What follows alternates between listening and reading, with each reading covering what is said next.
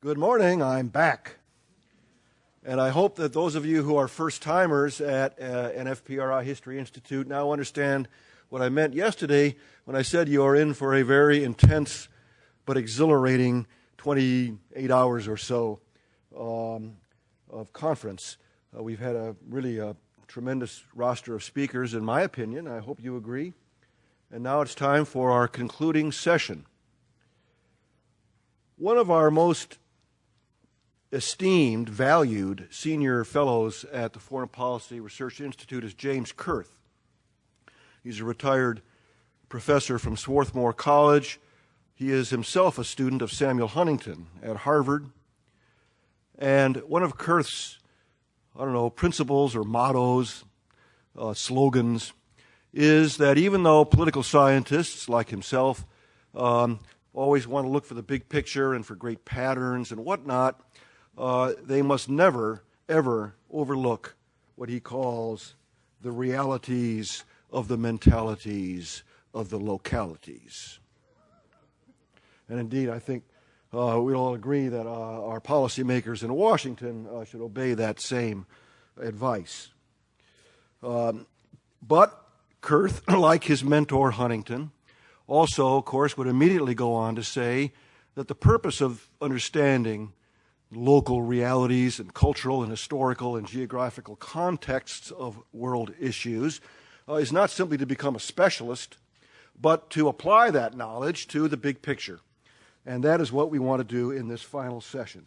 Take all the tremendous detail that we've learned about Iran and then put the current Iranian regime and policies and crises generated into the larger regional context and American policy toward the region. And we couldn't come up with a better person to do that for us than Michael Doran. He is a senior fellow at the Sabin Center for Middle Eastern Policy at the Brookings Institution. He received his PhD in history, good for him, from Princeton University. And he gives us that rare and valuable combination of government experience and academic expertise as well. He has served as Deputy Assistant Secretary of Defense and as a Senior Director at the National Security Council, but he has also held academic appointments at Princeton, University of Central Florida, and NYU. He first came to national prominence, I think, as a very young fellow in 2002, when he wrote an article for Foreign Affairs, Somebody Else's Civil War. This is just a few months after 9/11, and already he was interpreting the al-Qaeda attacks as an expression of a war within Islam. And he has gone on to have to become a very prominent scholar and commentator, and we hope policy influential since that time. He has several book projects that he either has in gestation or in planning. But his current book project, which is due out very soon from Simon & Schuster, is called The Best Laid Plans, The American Ascendancy in the Middle East. Please welcome Michael Doran. Thanks, Walter. That was very kind. It's great to be back. I love FPRI. I hope you've all, I hope somebody told you to read Walter's review of Kaplan's book on geography. Did somebody? Oh, you have to read that. You have to read that. It just came out. It's great. I'm very jealous of Walter because he writes so well. What I want to do today is, he's also very intelligent. And he writes well.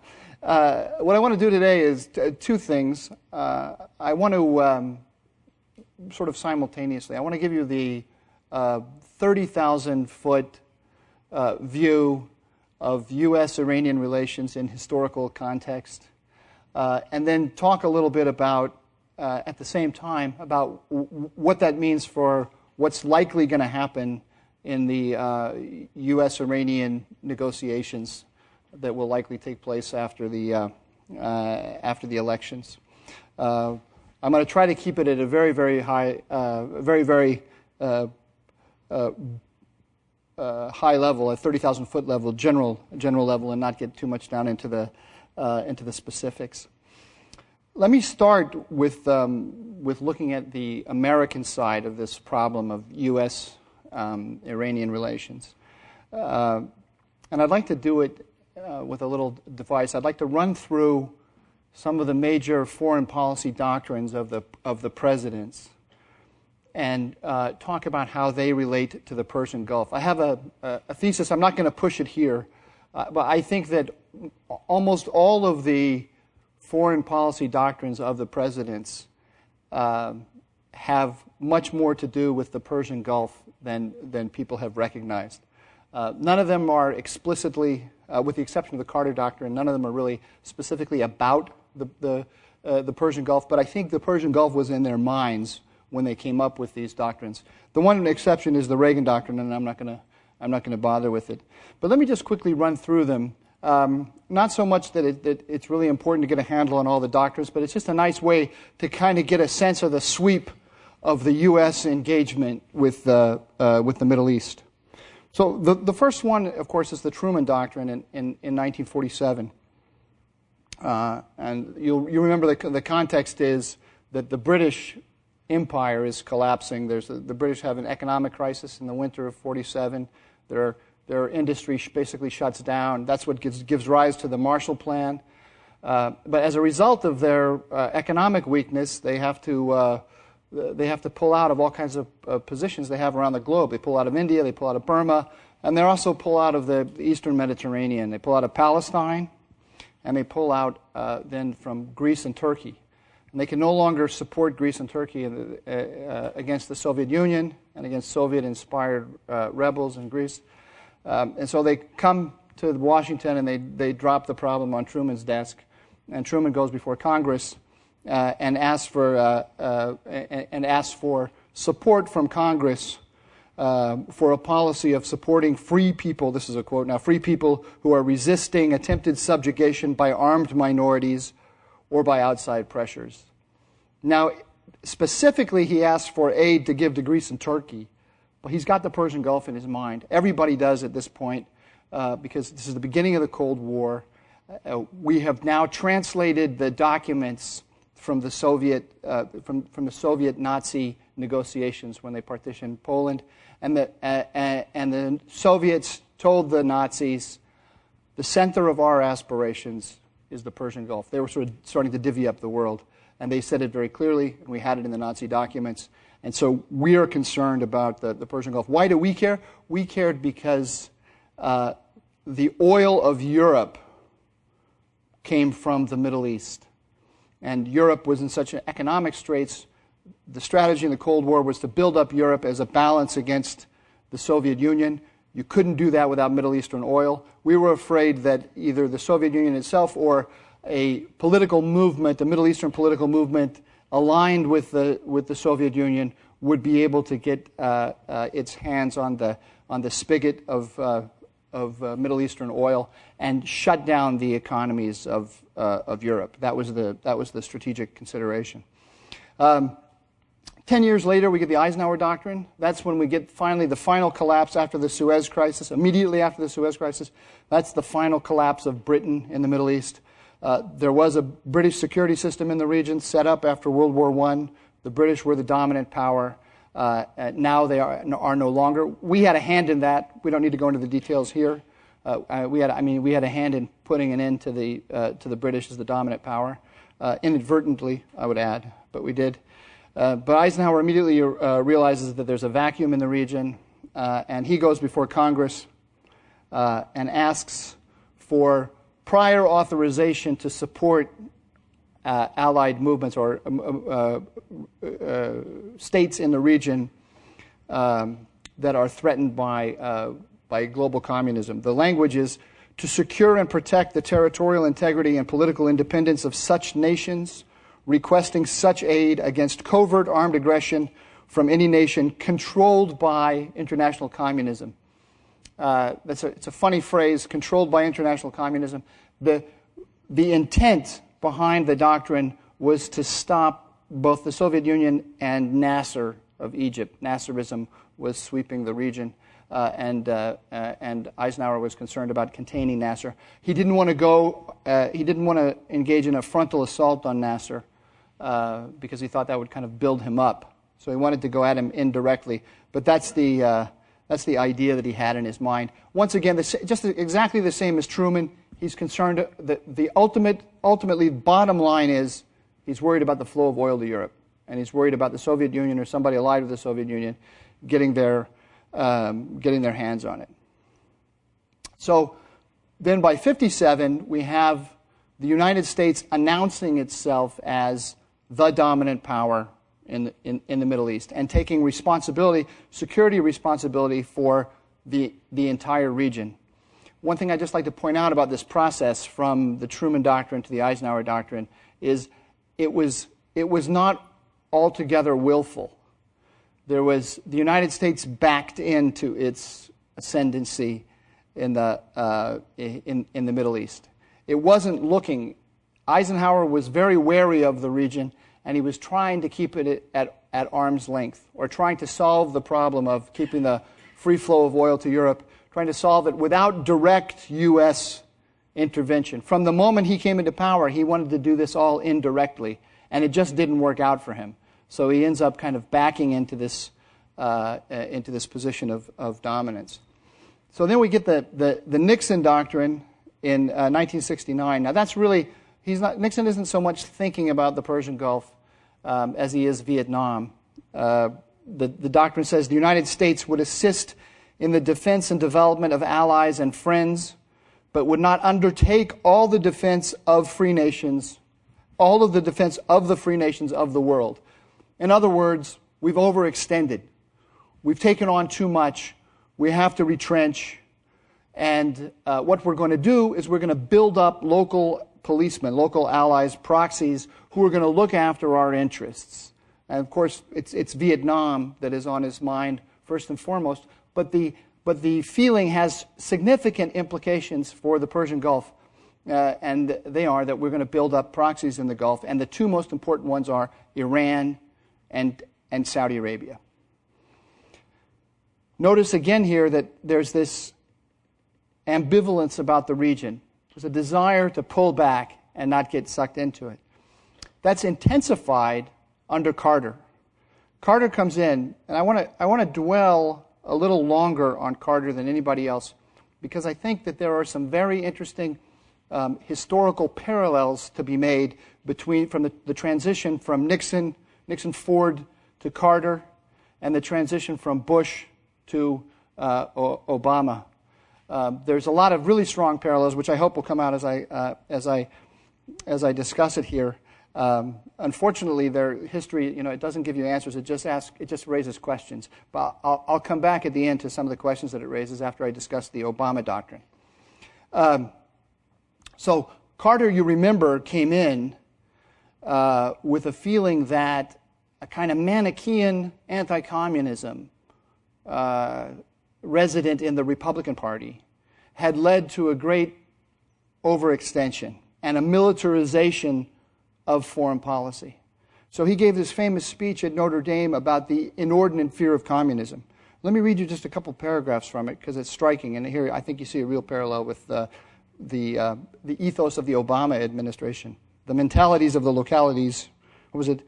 The mentalities of the realities of the mentalities of the locality of Washington. Okay. So this is at Notre Dame, his Notre Dame speech, and Carter says, democracy's great recent successes in India, Portugal, Spain, and Greece show that our confidence in this system is not misplaced. Being confident of our own future, we are now free of that inordinate fear of communism, which once led us to embrace any dictator who joined us in that fear. I'm glad that that's being changed. For too many years, we've been willing to adopt the flawed and erroneous principles and tactics of our adversaries, sometimes abandoning our own values for theirs. We've fought fire with fire, never thinking that fire is better quenched with water. This approach failed, with Vietnam the best example of its intellectual and moral poverty. But through failure, we have now found our way back to our own principles and our own values, and we have regained our lost confidence. Now, what's really striking here, so you have a general ethos. It's the same as the ethos behind the Nixon Doctrine, but it's sort of on steroids now. And he's saying, you guys, you Republicans especially, you've gone way too far. You've militarized our foreign policy. You've overextended us, got us bogged down in this war, unwinnable war in Vietnam. And in addition, you've read the entire chessboard of global politics against the background of this struggle with the Soviet Union. Is a zero-sum game. And I understand that if I engage the Soviet Union differently, I don't come at it as the absolute adversary, there are places where its interests and our interests overlap and we can have a much more productive relationship. Well, it doesn't work out for him, Carter, this worldview, and it especially doesn't work out in the Middle East. And it's very striking then that in his inaugural, his State of the Union address in 1980, he announces the Carter Doctrine. Now, before he does, let me just run through some of the things that have happened to which the Carter Doctrine is a response. So, February 1979, the Ayatollah Khomeini returns to Tehran. We have the Iranian Revolution, in other words. November 1979, Juhayman al-Utaibi occupied the Grand Mosque in Mecca. Al-Utaibi is a precursor to bin Laden. He has basically the same ideology a similar ideology to bin Laden. Bin Laden recognizes Al-Utaibi as a protogenitor. In other words, it shows that there is unrest inside Saudi Arabia, which could interrupt the free flow of oil at reasonable prices. The Soviets invaded Afghanistan in January 1980, and then the Carter Doctrine was proclaimed. Now, what does it say? It's startling when you juxtapose it with the Notre Dame speech. Let our position be absolutely clear. An attempt by any outside force to gain control of the Persian Gulf region will be regarded as an assault on the vital interests of the United States of America, and such an assault will be repelled by any means necessary, including military force. Shocking that that's Jimmy Carter who said that, given the ethos that he brought with him when he came into power. Now, he had a problem. Once he said that we will respond with military force, we didn't have the military instrument for projecting our power into the Persian Gulf, because under the Nixon Doctrine, we were building up Iran and Saudi Arabia. Of course, by now we've lost Iran. It's no longer an ally. Saudi Arabia is looking unstable. So Carter has to develop the Rapid Deployment Joint Task Force, which under Reagan then morphs into Central Command. And it's Central Command, which is fighting all of our wars in the Middle East right now. It's ironic to think that the instrument for projecting our power into Iraq, Afghanistan, Libya, and elsewhere was created by Jimmy Carter. I don't think that's what he had in mind when he did it, but that's what it became.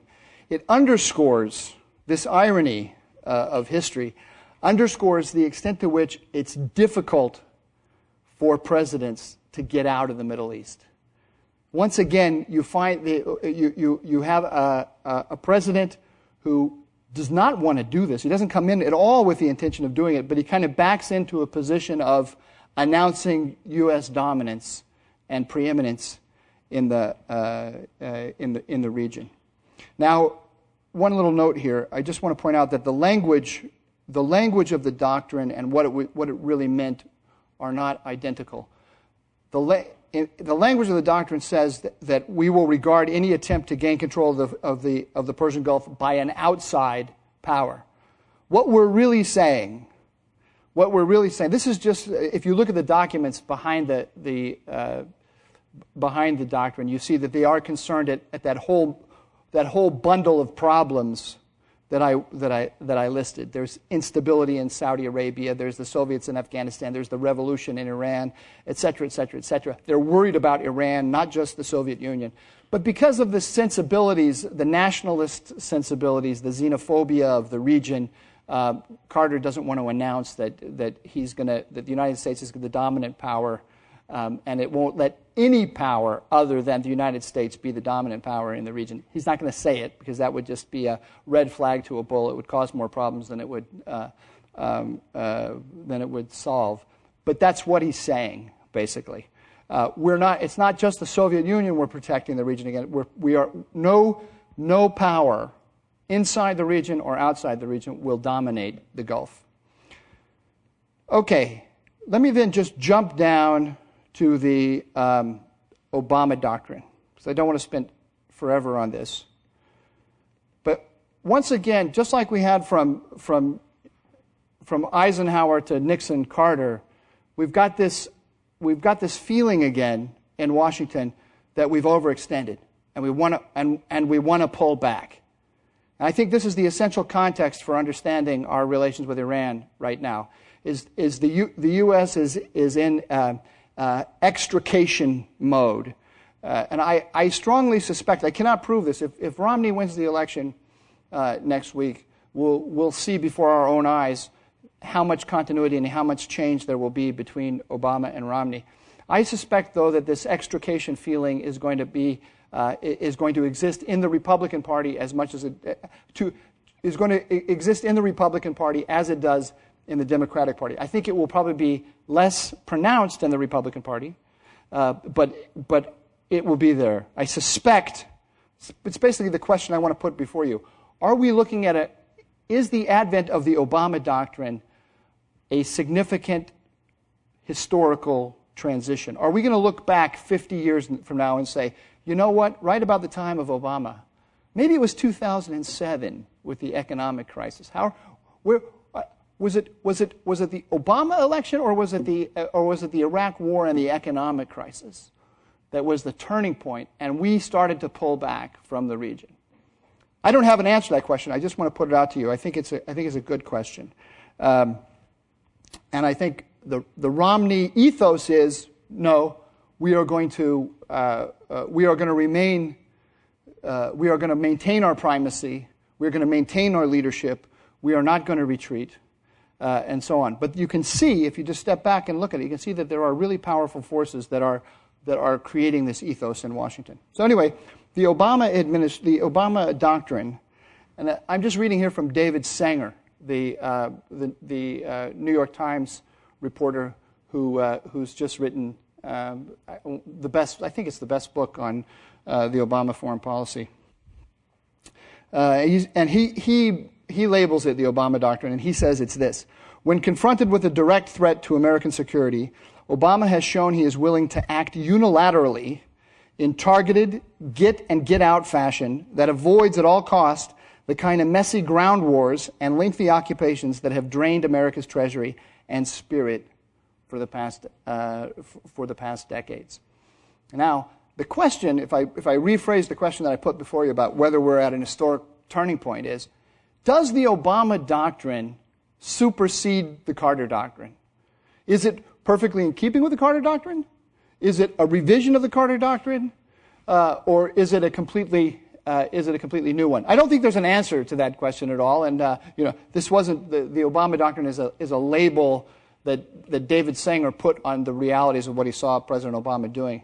So I'm not sure that President Obama has asked himself the question at all. But it has significant implications. If you just kind of spin it out a little bit and you think, all right, you can imagine somebody from within the mindset of the Carter Doctrine saying the Iranian nuclear program is part of a project to develop Iranian hegemony over the Gulf.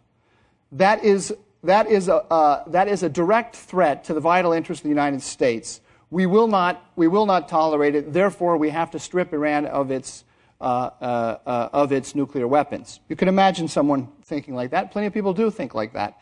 Plenty of significant people think that way. But the Obama Doctrine, the mentality of the locality produced by the Obama Doctrine, says, you know what?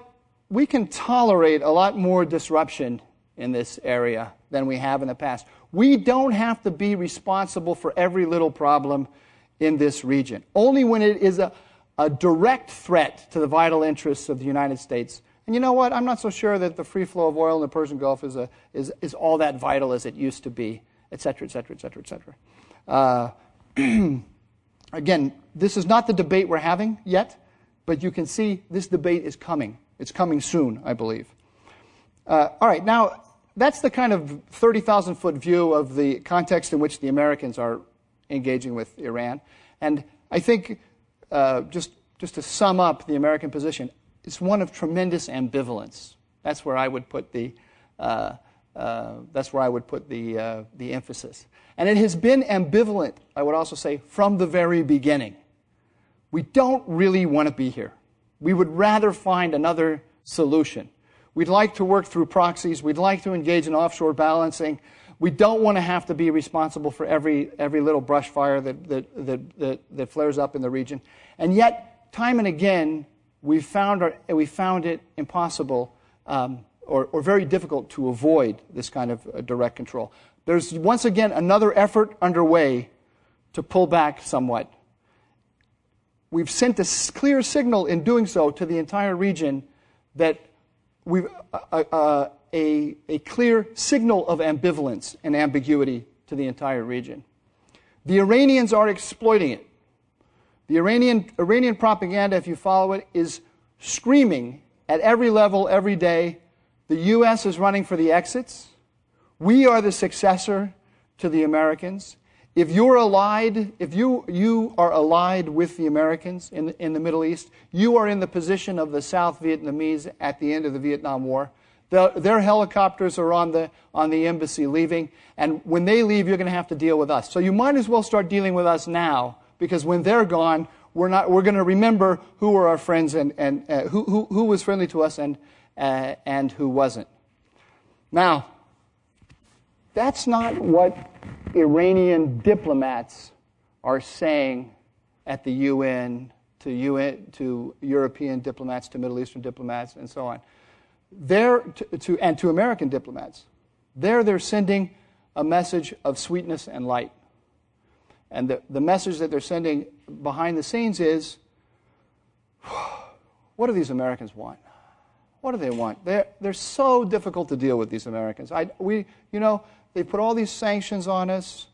They're putting so much pressure on us. They've got their forces all around us. And we want to come to a deal with them, but they make these ridiculous demands. They won't let us have any enrichment in our nuclear program and so on. If they would just come up with a reasonable proposal, we can cut a deal. We can cut a deal. And that then leads to a picture, two different pictures of Iran. There are, out there in the world, in academia and in the policy world, in academia, in the think tanks, and in the foreign ministries around the world, there are two contrasting visions of Iran. Iran that is weak and Iran that is strong. Iran that's defensive, Iran that's offensive. Iran that's a status quo power, Iran that's an anti-status quo power. Henry Kissinger put it in a slight different way. He said, Iran has to make a decision.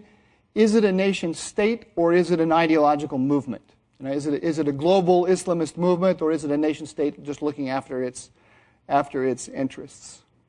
Now, I'm going to give you the only sane answer to this question about is it weak, is it strong, is it defensive, is it offensive, and so on. And I stole this from my colleague at Brookings, Ken Pollack. And he said, when it comes to Iran, when it comes to Iran, he said there are two answers to the big questions. The first answer is, I don't know. And the second answer is, it depends. And that is, I realize you probably want more. But I'm going to, for the rest of my talk here, I'm going to stand on that. I'm going to push that. I have militant skepticism, extreme skepticism. It ends up, I'll explain to you why, my militant skepticism puts me in the camp, in the end, in practical terms, with those that say that Iran is aggressive, anti-status quo, militant, hell-bent on hegemony in the region, and so on. But just to explain myself, it's not because I believe that the people who make those arguments have a lock on the truth. It's just that I don't know. And given all that is at stake, given the risks of being wrong on that question, it's a huge question, which has implications for everything, not just understanding the history, but also how we negotiate with Iran. The risk of being wrong is such that I prefer to make a mistake on the side of prudence, on the side of imputing to them the more aggressive motives. That's where I come out. I tell you this up front because I don't want. I can't. I know intellectually that I cannot disprove the people who are making the counter argument. I can't. But emotionally, I don't agree with them.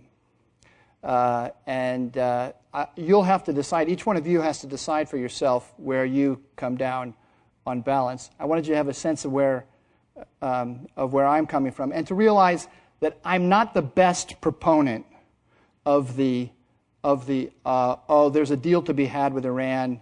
We're the aggressive ones, and if we were just a little bit more reasonable, we could get rid of all these problems. So you can go find that from others. I'll do my best to tell you what they say and to do it honestly, but I have to be, in the interest of full disclosure, I have to explain that I can't argue that position with a lot of conviction. Okay, now, like I said, how you answer this question about what is the fundamental nature of Iran has a lot of practical implications. Because if you think there's a deal to be had, well, then the problem is us. And that's what it really comes down to. We've been too aggressive. We haven't understood them well enough. And if we can just change our behavior, we will get a different response from them. If you take the other position and you say they're militant, they're aggressive, they're expansive, they're anti-status quo, and so on, then you say containment, right? At the very least, aggressive containment. We have to put the screws to them. We have to pressure them. We have to make them realize that they have no choice. Right? Now, notice with the Obama doctrine already, even if, I think anybody, I'm sure that from the discussions you had yesterday and this morning, it must have come out that the Iranians are very wily negotiators. So even if they are a status quo power and they're looking for a deal, they still want the absolute best deal they can get. And the signal that we have sent them through the Obama doctrine, and I'm not saying that it's just Obama's policy that has sent this, because you can see that there is an historical movement now in the United States away from direct control on the ground, fear of further entanglements, et cetera, et cetera, et cetera. We've sent a message to them that they can get a better deal if they hold out, if they put the screws to us a little bit. Doesn't matter what we say. The totality of our statements and actions and all the news coming out of the United States about the economic problems, et cetera, the totality of that has sent them a message that, you know what? If we put the screws to them, we can get a good deal. Now, let me just go into. I'd like to just talk a little bit about how these two Irans, the weak Iran and the strong Iran, are not just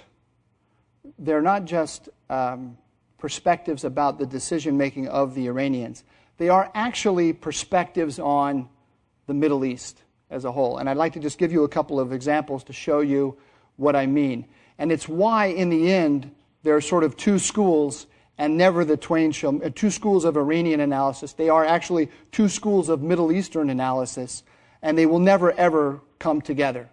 I think it's very important, especially for those of you who are educators, to understand this, so when you go and you read people, you'll see what I'm talking about.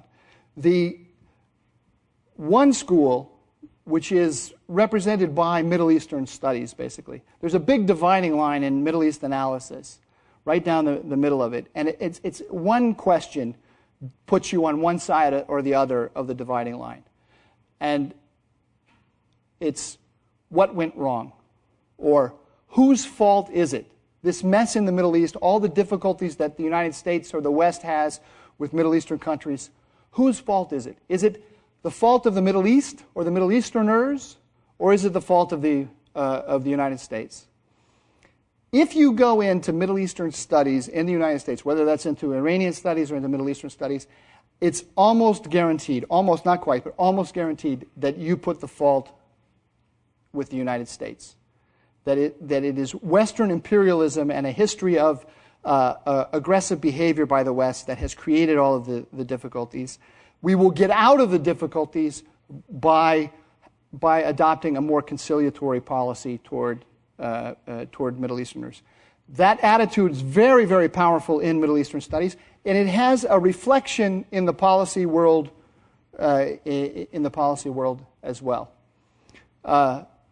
On the other side, which is also where I am, I think the problems that we have in the Middle East are primarily of Middle Eastern origin.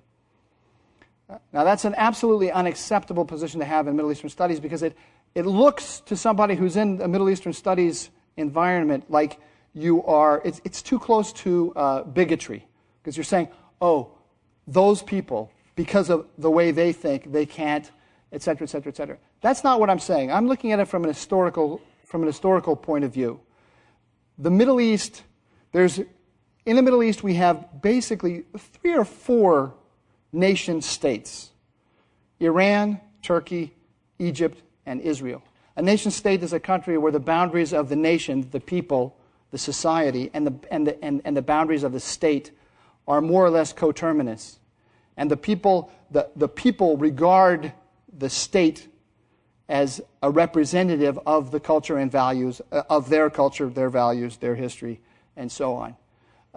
You can make an argument, Turkey, Tunisia we could put in there too. The rest of them are not nation states. Iraq, I had a student who was a soldier in Iraq, and one of his jobs, it's quite amusing to think, he was training the Iraqi military. And one of his jobs was to issue an oath of loyalty to the trainees to the Iraqi state. So it's already a bit odd. You've got an American issuing an oath of loyalty to the... And they refused to take it. Why? They were Shiites. They weren't just Shiites. They were followers from the militia of Muqtada Sadr, right? And the Shiites traditionally have felt oppressed by the Sunni state, by Saddam Hussein's regime. Now, even after the fall of Saddam Hussein, when there was a Shiite majority running the country, they still felt like the state did not represent them. And so he had to, but he was under direct orders to make sure that every one of these trainees took an oath of loyalty to the state. And he couldn't get them to do it. So in the end, what did he do? He took an old Sunni officer who came in and browbeat the guys, basically threatened them to take it. So it's amusing. Under the new Shiite-friendly Iraqi state, in order to get the Shiites to take an oath of loyalty to it, the American had to bring in a Sunni officer to threaten the guys to do it. That was on week 1. Then the next week, he had a problem because these guys were manning a checkpoint in Baghdad, and the American officer got complaints because these guys had stickers with the face of Muqtada Sadr on it, on the butts of their rifles. So from the point of view, if you're a Sunni driving on the road and these guys stop you, it's not the Iraqi army that's stopping you; it's the militia of Muqtada Sadr, and it's very scary. That's just one little vignette. I mean, you can pick up the paper every day and see that there are serious problems. In every one of these countries, there are major constituencies, major populations that don't feel that they are part of the wider national community, and they have very close ties to groups, ties of affinity and loyalty to groups that exist beyond the boundaries of the state. So just today there was in the New York Times a story about Iraqi Shiites defending a Shiite shrine in Syria and sending weapons and fighters to Syria to fight, and saying, if that shrine gets destroyed the way the Shiite shrine in Iraq was destroyed, we're going to have a sectarian war across the whole region. So those guys from Iraq are reading the struggle in Syria against a background of sectarianism, and they're seeing that their loyalties are to the regime of Bashar al-Assad, and to Shiite interests rather than fellow Arabs, fellow Muslims, or any of these things. So it creates an incredibly complex landscape, which we're learning about day by day in Iraq, in Syria, and elsewhere. And there is going on today in the Middle East, there is a struggle, which we are sometimes aware of and sometimes not so aware of, between us and Iran over that complex landscape. And there's no simple answer to this problem. There's no conciliatory policy by the United States that will dampen down the problems, and there's no aggressive policy by the United States that will dampen down the problems. The problems are historical in origin. They go back to the breakup of the Ottoman Empire. They go back to the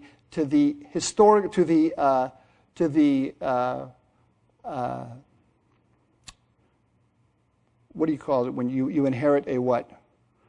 A legacy. The legacy that history has bequeathed to the modern world.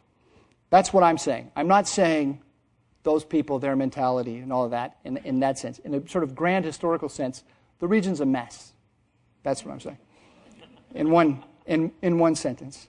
But that puts me on the other side, because you go into Middle Eastern studies because you want to conciliate between cultures and because you are critical of your own. That is the mentality of the locality of Middle Eastern studies. So I say that to you because I think that if anyone comes to you from the other side and they say, you know what, there's a deal to be had with the Iranians, it's very simple, but those idiots in Washington didn't take it, right? Be skeptical. If anybody says, I know what Khamenei wants, I know exactly what Khamenei wants, and Khamenei wants a deal, and here's why he wants it, be skeptical. The answer is, I don't know, and it depends. And the one thing that nobody knows, and I know this very well from my work in government, when I saw reams and reams and reams of classified intelligence of the best kind you can possibly see, after reading all those reams and reams of classified intelligence, I still can't tell you what Khamenei wants. Not only can I not tell you what Khamenei wants, I can't tell you how he's framing the issues. I don't understand the first thing about how he is approaching any of these questions. So whenever anyone tells me that they know there's a deal, I'm very skeptical. I also have had some experience with this. The Iranians, one of the things that they do extremely well, they're very clever at playing on this feeling that we have in our culture that we have been the aggressive ones, that if we just lightened up, there'd be a deal, and so on. And I'll give you a quick example. When I was in the White House, the nuclear file, this is in 2006, the nuclear file was moving from the IAEA to the Security Council, and the Iranians wanted to block it. So what did they do? They sent through their surrogate, through their diplomatic corps, they sent a message to anybody who would listen. This means the Kurds in Iraq, the Shiites in Iraq, friendly forces in friendly elements in Europe, Track 2 negotiators in New York. There are people who, whenever the United States has a protracted problem with a country, right, there develops an international industry in Track 2 people who are going to go talk, because as if it's a problem of flow of information or discussions. So there's lots of Track 2 Track 2 things where ex-American diplomats sit down with Iranian diplomats or people that the Iranian diplomats have chosen, and they discuss the problems and try to come up with alternative approaches and so on. So through all these channels, the Iranians sent us a message, and the message was, if you'll just sit down and negotiate with us, all problems can be solved in 2 seconds. It's very easy. The problem is you're just not sitting down and negotiating with us. Now, this was extremely effective diplomacy on the part of the Iranians. Because why? Because there was a desire in Europe, especially, to get rid of this problem. It was costing them economically. It was costing them politically. They didn't like to deal with it. They just wanted to slough it off onto us or toss it onto us.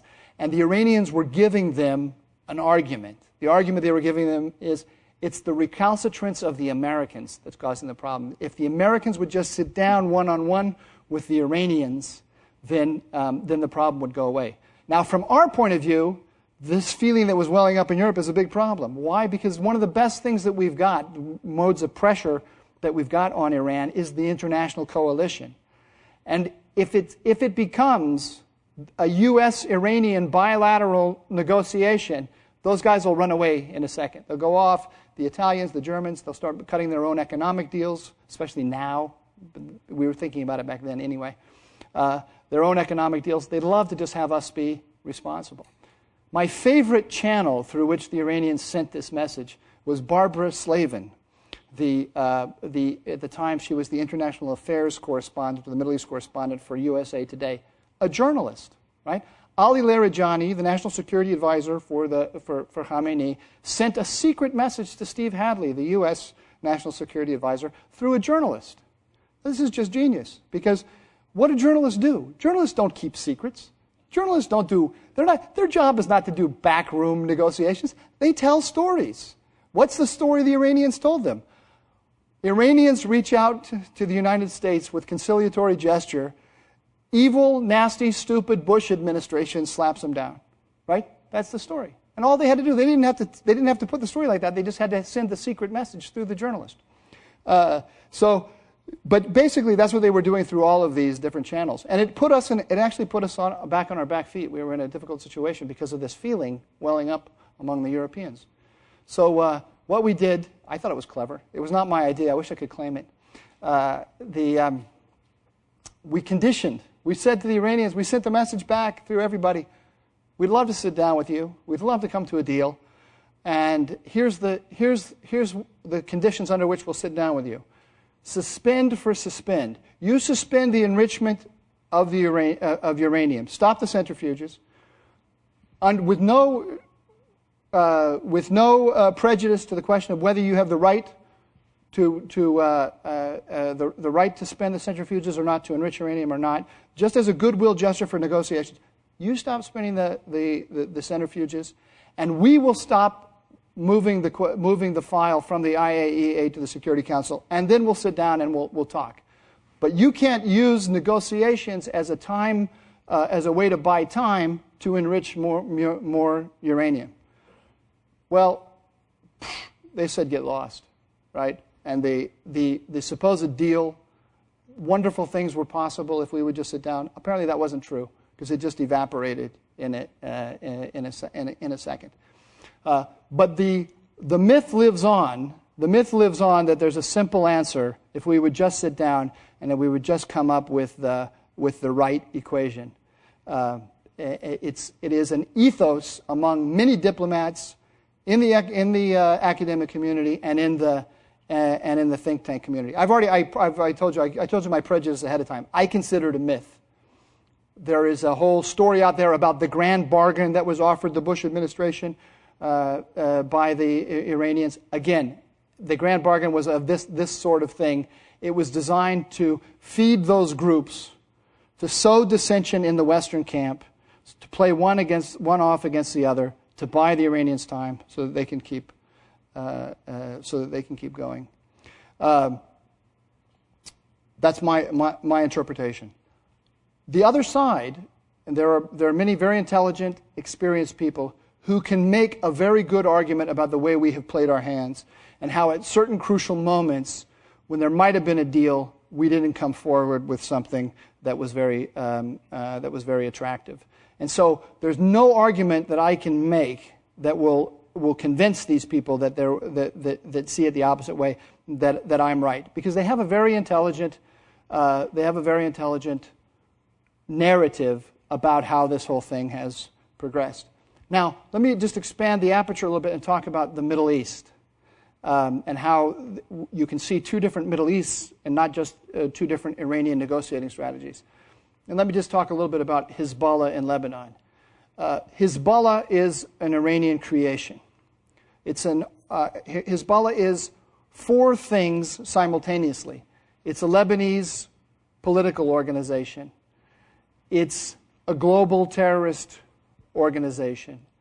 It's an arm of the Iranian Revolutionary Guard Corps, and it's a Lebanese militia. So it's a Lebanese political party, a Lebanese militia, a global organization, and an extension of the Iranian Revolutionary Guards. Now, the question is, what's its essence? Does it have a core? Is it an onion with all these different layers, or is it an apple with a core? If it's an apple, what's the core? Those who don't see Iran as aggressive tend to see, when they look at an organization like Hezbollah, a local Lebanese militia. It's a local Lebanese militia threatened by Israel. And it has turned to Iran to get support against Israel. And they have a whole history. They tell you the history of how did Hezbollah develop. Hezbollah developed in reaction to the Israeli invasion of Lebanon in the 1980s. And it developed as a kind of self-defense organization when threatened by the Israeli aggressor. So notice the notion of causality here. The notion of causality is the Western element, that is Israel, the element allied with the United States, the extension of American power, behaved in an aggressive fashion, and there was a defensive response, and that gave us Hezbollah. I see it totally differently. I see the Shiites in southern Lebanon were under the thumb of the PLO. The Israelis went into Lebanon and they got rid of the PLO, which then opened up a space in Lebanon for organizing the Shiite community. The Iranians exploited that vacuum beautifully, and the Iranians, as an act of policy, together with their Lebanese associates, created Hezbollah. So I see Hezbollah as, first and foremost, an Iranian light infantry division on the border of Israel. I don't see it as a defensive thing at all. There are few countries in the world that have less to argue with Israel about than Iran does. They don't have any border. They don't have any history of conflict. Iran has aggressively sought out the conflict with Israel in order to project power into the Eastern Mediterranean. They understand, in a way that we don't, they understand that they're playing from a deficit in the Arab world. They have two big black marks against them. One, they're Iranians, they're not Arabs. And number two, they're Shiites, they're not Sunnis. So if you want to project Iranian power and you want it to be legitimate in a Sunni-dominant world, how do you do that? Well, you climb up onto the plateau of the Arab-Israeli conflict. You play the Arab nationalist card. You play the pan-Islamic card against the West, against the Jews, against Israel, and that then legitimates your power. You can see this much more clearly now because if you're following the sectarianism that is blowing up in the region against the background of the Syrian civil war, and you're seeing how it's playing out in Lebanon. We just had demonstrations last week in Lebanon where people were on the street, Sunnis were on the street screaming anti-Shiite slogans. You can see how bitter this is, how deep it is, and how anybody on the ground in Lebanon has to take this into consideration when putting together a political movement. But now, think about what I told you, though. I have my interpretation. My interpretation said this was an act of policy by Iran. They created this organization. The other side says, no. Iran is almost incidental to what's going on in Lebanon. You're paranoid. You're seeing the Iranian hand everywhere where it's not. These are local indigenous developments in Lebanon to which Iran was almost a bystander. And so if I stand up here and I start interpreting Middle East politics or U.S.-Iranian relations against the background of a geostrategic struggle for the whole region, and I start talking about the Iranian alliances, Iran, Syria, Hezbollah, Muqtada Sadr in Iraq, elements in Afghanistan, and I start building this big picture with the org chart and so on, they come in and they say, you're seeing all kinds of connections and notions of causality that just aren't real. When you put this under a microscope, you realize that Iran is coming in and trying to exploit these conflicts, but the conflicts have a life of their own, a dynamic of their own, a logic of their own, and you're ignoring that totally. These are two different schools of analysis, and there's no piece of information, there's no development that's going to happen in the region where somebody who doesn't agree with me or isn't inclined to agree with me already is going to come and say, oh, Mike, thank you for giving me that analysis. I now see it all so clearly. I was totally wrong. You're right.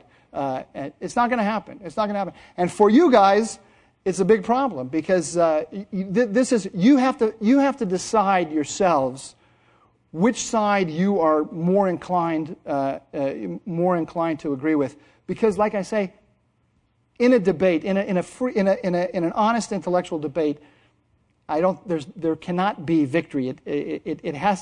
Where you come out in the end is almost a direct consequence of the assumptions that you begin with, and those are assumptions that are deep in you. They're not on the basis of anything you're going to read. You're going to read in the paper. All right. So let me then just sum up. We've got a situation now where there's a vacuum in the Arab world. The Iranians are moving into the vacuum. They're moving in aggressively everywhere. We are tremendously ambivalent about our position, our attitude toward this vacuum. You can see it with the Syria question. We have made a decision at the top. It hasn't been announced. They won't announce it. We are not going to get involved. This is in the Obama administration. We are not going to get involved in Syria. Just yesterday, a U.S. general said publicly that he doesn't know who killed the 5 Turks. There was a bombing in Turkey about a month ago where 5 Turks were killed. The Turks announced that it was a bombing from Syria, from the military of Bashar al-Assad. The American general is saying, we don't know who did that. It may have been Assad. It may have been the PKK, the Kurds. It may have been some other organization. So our ally Turkey has come out publicly and said they were attacked by Assad. And we have come out publicly, quietly, but publicly, and said, we don't know that our ally is correct. Now, that's not the way you treat an ally unless you're sending a very strong message to that ally and to everybody else that, watch it, don't start getting involved in that war because we're not going to support you in that. That's the signal. That's the signal that's being sent. So we are pulling back. We are pulling back. The Iranians are trying to move into the breach. Now, the Iranians are in economic straits. They're in tremendous economic straits. There's no doubt about that. They can move into the breach like in the way that they support Hezbollah. They can go in on the ground and they create proxies on the ground. They build up a militia here, a militia there. They're very good at it. They're much better at than we are. They cannot compete with us on a one-to-one fashion. They can't come in and offer to a state the kind of things that we do. So this notion that they could actually be a complete balance or the successor to us, it's ridiculous on its face. What we don't know, however, is how they are understanding their situation. When they sit down alone, are they saying, gosh, we're weak, we better cut a deal? Or are they saying, we're strong and we're gonna this Arab Spring, this civil war in the Arab world, this is a benefit to us. This is an opportunity. We can really stick it to the Americans here. We don't know. We don't know. Their public statements, their quiet statements to the diplomats say they want a deal. Their public rhetoric to the Arab world says exactly the opposite. We don't know which public message, the one to the diplomats or the one to the Arab world, is closest to the actual thinking of the decision maker at the top. We don't know. Now, there's a tendency, if you come from the school of thought that says that Iran is weak, Iran wants a deal, you tend to define the conflict between the United States and Iran as the nuclear problem. It's amazing to see how this happens in the bureaucracy. All of this, there's a whole set of issues that we have with Iran, I think. My definition of the problem we have with Iran is we want one that does not pursue weapons of mass destruction of any kind, that does not support terrorism, which means Hezbollah and groups in Iraq and Afghanistan. It does not intervene in the internal affairs of its neighbors. And it respects rather than infringes the freedom and human rights of the Iranian people. And I might even take it one step further and say it supports the right of the Iranian people to chart their own future through democratic political processes. That, to me, is what stands between us and Iran. But if you see the problem as Iran is weak, Iran wants a deal, you start to see it narrowly through the nuclear question. And so the notion that we can cut a deal with the Iranians hinges, from that perspective, on cutting a deal on the nuclear front. When I step back and I look at this, from the 30,000-foot level, I think the nuclear question is one little part of a much larger complex. Whether they are weak, whether they see themselves as weak or whether they see themselves as strong, they want to maximize their power against us. And the nuclear program is one plank. It's one path it's going down in this policy of maximizing its power against us. In my view, we cannot cut a deal with the Iranians. We will not be able to cut a deal with the Iranians until the regime is gone. Doesn't necessarily mean that we have to be the ones to make it gone. But when I look at the sweep of history and when I look at all that we have between us, I don't see the possibility of cutting a deal that will actually last. Even if we cut a deal on we manage to cut a provisional deal on the nuclear problem, a year from now we will look weak. They will see an opportunity to reverse it, and they will then reverse it and try to move ahead again. If we cut a deal on the nuclear problem, it's not going to solve all that stands between us and them in Syria, in Lebanon, with Israel. They're not going to roll up Hezbollah. They're not going to stop their support for Assad and for terrorism and so forth. So I think that this is, for the foreseeable future, this is an incredible thorny problem that will have to be managed. You can manage it better. You can manage it worse.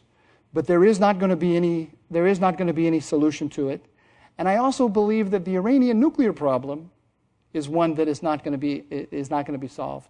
Now, that doesn't mean, here's where these two different schools, I think, sort of fail us. It doesn't mean that cutting a deal with the Iranians on the nuclear question is not a smart thing to do.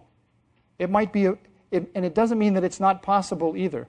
The Iranians may well calculate, because of the economic problems that they have right now, that cutting some kind of a deal with the United States is a good idea. And we may look at it and we may say, on balance, it's not a bad thing for us to do either. And I would say, fine, in that case, fine.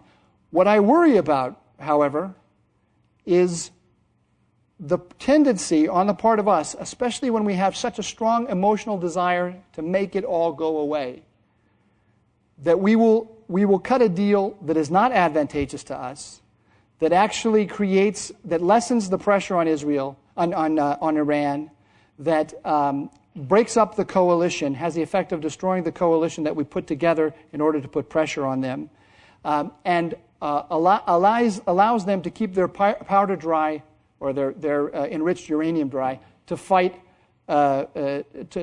another day, so that they understand that they're playing for the long term, and we're going to convince ourselves that we can solve this issue with one agreement. That's what I worry about. So I would want, if there is going to be an agreement, I would want to make sure that it was part of a larger strategy to defeat Iran in the region over the long haul. And I don't believe that we're even thinking about it in those terms at this moment. And with that, I will stop. Okay. Thank you very much. Thank you. Great geopolitical lesson, and we have a few minutes for questions, and we'll still end up a little bit earlier than projected. So we ask you to turn your 10 cards vertical so we can begin. Jonathan Ferrante from Smithtown, New York. Thank you very much for your talk. a question about the United States going forward with Iran. From your comments, it sounds like you don't really give much hope for there being some kind of an answer in terms of the nuclear question that would be politically acceptable to the American populace or the European populace. So going forward, should we just sort of say, okay, look, politically it's just not going to work with the American people or the wider community to really lower the hammer on Iran when it comes to the nuclear issue? Should we just come up with a doctrine going forward that takes into account, even though we don't want it, that Iran may be a nuclear power and we're going to have to start adjusting our policies accordingly? Okay. Let me take the second question first, and then I'll answer the first one. So the second question was, why don't we just have a containment policy, right? We can't. It's politically unacceptable. I mean, President Obama said that his policy is one of preventing Iran from getting a nuclear weapon, and not containing Iran. But there are plenty of people in the U.S. government that want a containment policy, but they can't say so publicly. So if you were to get, if a U.S. government were to decide, and it would have to be a president, because it's not the kind of thing that a president can whisper. He could maybe whisper to one other person in the government, but not very many. If a president were to decide that he wanted to carry out a containment policy, which means basically let Iran get a nuclear capability, then what he would have to do is pretend that he wasn't doing that, and then one day wake up and say, "Oh, wow, they got a bomb. How'd that happen?" Right? That's what he. I'm not saying it that way flippantly. I'm not saying that's not possible. Right? Look. There are lots of people in our foreign policy elite who believe that that's the wise thing to do. The guy who's the most prominent public representative of this point of view is Fareed Zakaria. So if you follow his columns, you can see people who you can see an example of a person who thinks like that. I'm sure there are lots of people in the Obama administration that agree with him, but they can never say it publicly. So, and there are always going to be, there's a lot of people that are fearful that they think that, and are always trying to force them to show that they don't think that. So it's not an easy policy to carry out. But your first question, no, it's not exactly what I think. I'm not saying that no agreement is possible. They are hurting economically. There's no doubt about it. And we put down an offer, as I understand it from press reports. We put down an offer in one of the last rounds of negotiation, whereby we accepted enrichment at effectively at 3.5%. We had a problem with the 20% in enrichment, and we had a problem with Fordo, right? And so if they'd stop developing Fordo and they wouldn't go to 20%, then we cut a deal with them. If I don't have that exactly correct because of bad transmission or whatever, something in that nature is what we've offered them, which by the way is already a concession because the Security Council resolutions call for them to have less. But they came back. I don't know what their counteroffer was, but it was something to do with lift all sanctions, all economic sanctions, which we're not going to do. So after the election, they'll sit down and they'll negotiate, and perhaps the Iranians will come up with something that is closer to what the American negotiators think that they can sell at home. And if we actually had aggressive IAEA inspection of all facilities and oversight, and they were not enriching above 20% and Fordo, I think an American president could sell that to the U.S. public as a win for the United States at this moment. My fear about that is that a deal like that the Iranians would regard it as salami tactics. They'll cut this deal this week in order to bust up the coalition against them, because there are a lot of countries that are going along with the pressure on Iran because the United States is telling them to. And if we cut a deal with Iran, then we don't have any moral sway anymore. That's my concern. Question from Paul Dickler. I see the Obama Doctrine as one that pretty much wants to let regional players solve regional problems and avoiding needless ground wars in the Middle East. So seeing it from that perspective, why should the U.S. give cover to Turkey when Turkey spent the last 4 years becoming less secular, aggravating the Israeli-Palestinian situation, and basically doing things to hinder us left and right? Right. Well, the question is, what are our vital interests in the Middle East? And it very much goes to this question about how you analyze Iran, because I think putting pressure on Iran across the board is the number one interest of the United States, or not interest. Our interests are, as they have always been, free flow of oil at reasonable prices, protecting Israel, stopping the spread of weapons of mass destruction, and especially fighting global terrorism and the nexus between state sponsors of terrorism, proliferators of weapons of mass destruction, and terrorist groups. Right? All those issues, Persian Gulf, terrorism, WMD, they all point to Iran as the central problem strategically for the United States. And so toppling the Assad regime is the number one strategic interest of the United States, as I read the chessboard. Toppling Assad will deprive Iran of its primary ally in the Arab world. It will severely weaken Hezbollah next door it won't eliminate Hezbollah, but it will weaken Hezbollah next door in Lebanon. And there is a movement there that has done half the job already in Syria. And we now have a Turkish government that wants to be much more aggressive with Assad than ever before. So, I mean, you can't, just like this, they say you can't negotiate with you have to if you're going to get a negotiated agreement, you have to negotiate with your enemy. You can't have your friend on the other side. Well, in the Middle East, you don't get the choice of friends either, right? There's a lot of nasty characters out there. None of them are exactly what we want. But Turkey is our friend. Turkey shares an interest with us in toppling Assad. They've gotten much more aggressive. So I think we ought to be there. We ought to be there to help them. There's also humanitarian issues in Syria. There's also the question of the spillover that we're seeing more and more. Assad he's bombed Lebanon. He's playing with the Kurdish card against the Turks. It's spilling over into Iraq to a certain extent. So that's why I would do it. I also think that a lot of the obstreperousness of Erdogan over the last few years is our fault. We built him up as part of the Obama Doctrine and building up regional proxies. I mean, this is the Nixon Doctrine in a sense.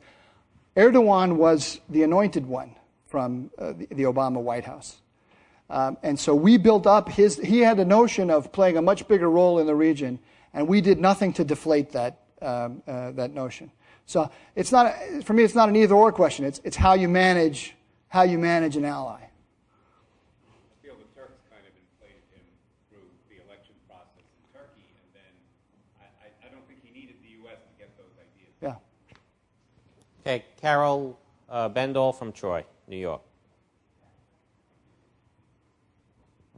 Thanks so much for your talk. It was fascinating.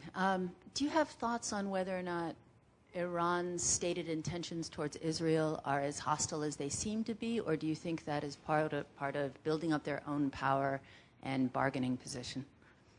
I think it is. I think it is mainly the latter, but I don't draw a clear distinction between the two.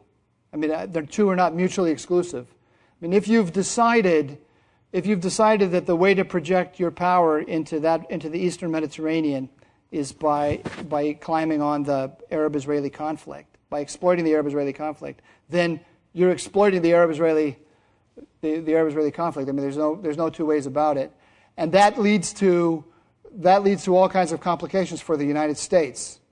I mean, it's not as simple as saying, "Oh, that's mere rhetoric," right?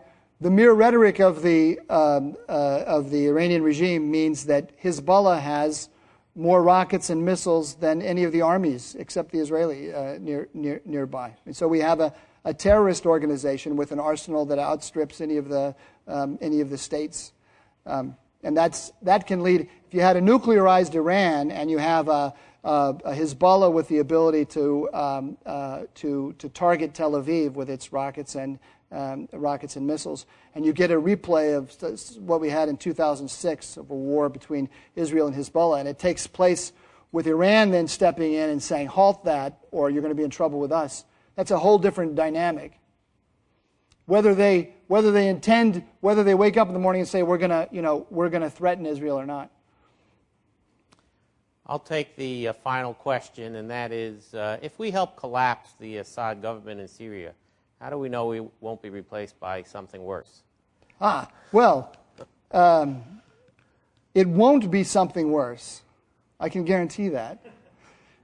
I can guarantee that very easily, because it may not be something pretty, and it may not be something that is very manageable for the United States, but it won't be something worse because it won't be aligned with Iran, or it won't be as closely aligned with Iran.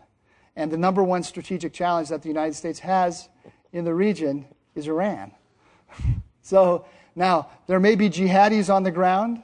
They may be engaged in activities that we find, like Libya today, right? Or say Iraq, right? Iraq today is not beautiful. It's not beautiful, but it's better than it was under Saddam. I will agree with you, but this is a principle of the Middle East.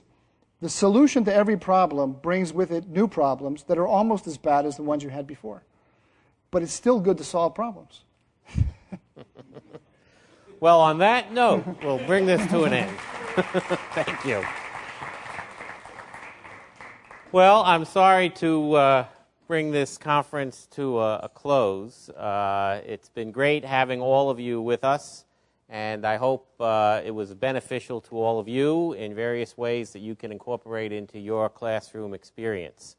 Let me thank Steve Bullock, our host in the back representing the Heinz Center, who actually brought all of our institutions together to make this weekend possible. And Steve is also available to you if you have any questions about the museum or about getting out of Pittsburgh or about getting through Pittsburgh. He's there to help, and we thank you, Steve, and also Steve Sokol of the World Affairs Council of Pittsburgh.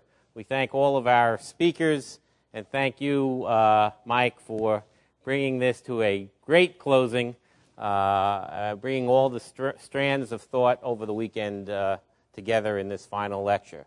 We thank all of you for participating. We hope to hear from you, and you will certainly hear from us. We do need your evaluation forms, and I suspect we'll get your travel reimbursement forms as well. So thank you all again for participating. I hope to see you at the next program.